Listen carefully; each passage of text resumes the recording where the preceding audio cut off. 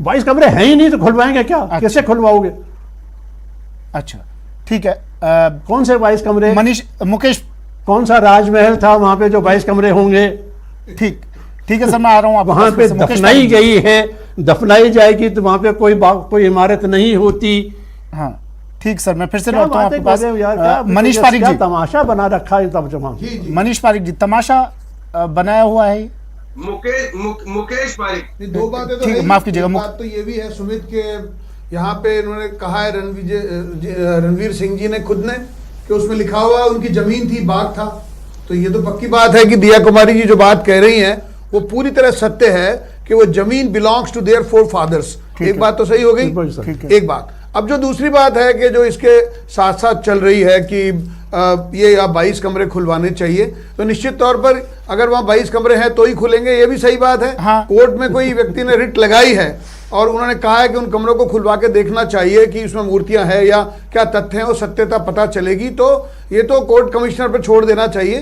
Court ने इसको seriously adopt किया है और माननीय दिया कुमारी जी की सैंटिटी भी पूरी तरह से पाक साफ है। She is very sincere and renowned. हाँ, और वो कह रही है कि दस्तावेज उपलब्ध करवा देंगे। दोनों बातें हैं। तो वो पोथी खाने में अगर दस्तावेज हैं तो वो तो खुद ही कह रहे हैं। ये मैंने आपको जैसा निवेदन किया, आधी बात तो इन्होंने खुद ने कह दी है कि that particular land belongs to their forefathers, ये इसमें लिखा हुआ है। और उन्होंने वो जमीन जो बाग था जो ये बता रहे हैं वो उसको उन्होंने अडॉप्ट किया और वहां पे ताजमहल बनाया, ये भी सही। अब जो 22 कमरे की बात है वो मैं निवेदन करना चाहता हूं कि सत्यता बाहर आई जाएगी। कोर्ट में जो एप्लीकेशन लगी है उसके तहत उस पर जो कार्रवाई होगी या वहां पर से जो कोर्ट उसको आदेश देगा उससे सही बात जानकारी में आएगी। और हमको जब तक वेट करना चाहिए, क्योंकि जो कोर्ट कमिश्नर वहां तैनात होंगे उनके तहत जो कमेटी बनेगी वो वहां निरीक्षण करेगी, जाएंगी और अपनी कोर्ट की आगे की कार्रवाई करेगी, उसमें सही बात पता चलेगी। लेकिन ये पक्की बात है कि ये बाबरनामा में भी लिखा हुआ है कि वो जमीन जो है वो मान सिंह साहब की थी। ठीक है अरुण जी, ज्ञानवापी मस्जिद और अब ताजमहल के सर्वे की भी बात की जा रही है। कह रहे हैं कि एक बार इसको भी खुलवा के देख लीजिए, कमरे खुलवा कर देख लीजिए। ये क्या आपको सिर्फ एक पॉलिटिकल एजेंडा लग रहा है? क्या कहेंगे आप इस पर? सहमत है, खुलवा कर देख लेना चाहिए? देखिए सुमित, ये बहुत स्पष्ट है जी कि ये जो 400 साल पुराने घटना को आज खोला जा रहा है 2022 में।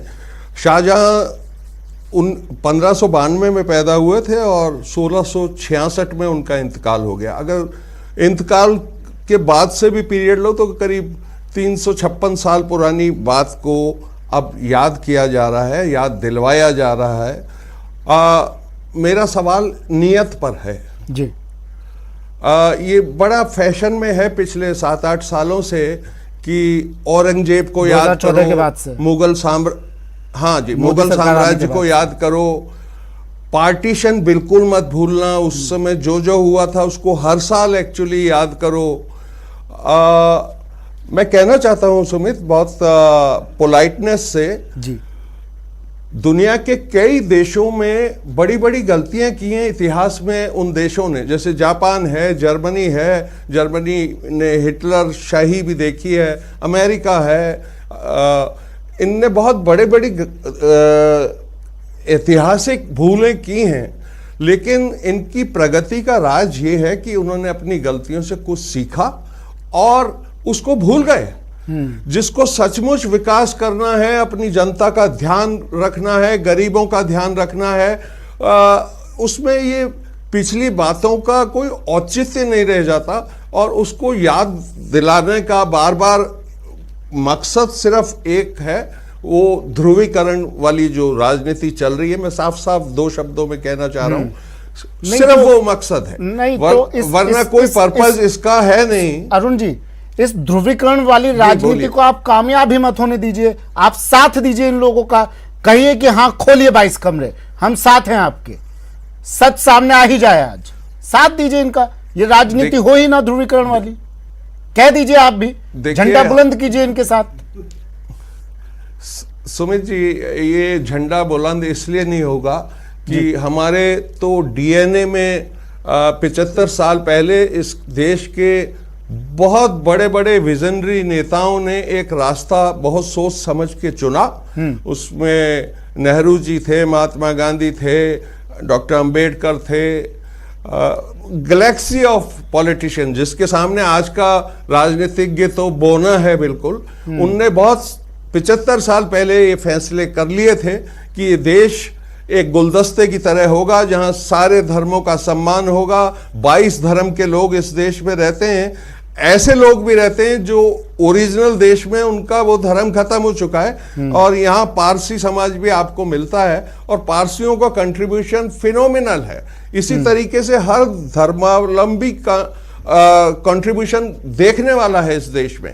तो हमने बहुत सोच समझ के रास्ता चुना है कि अगर विकास करना है भारत को और सचमुच का धर्म गुरु बनना है, तो सद्भाव, भाईचारा, ये रास्ता चुनना पड़ेगा, शांति का रास्ता चुनना पड़ेगा।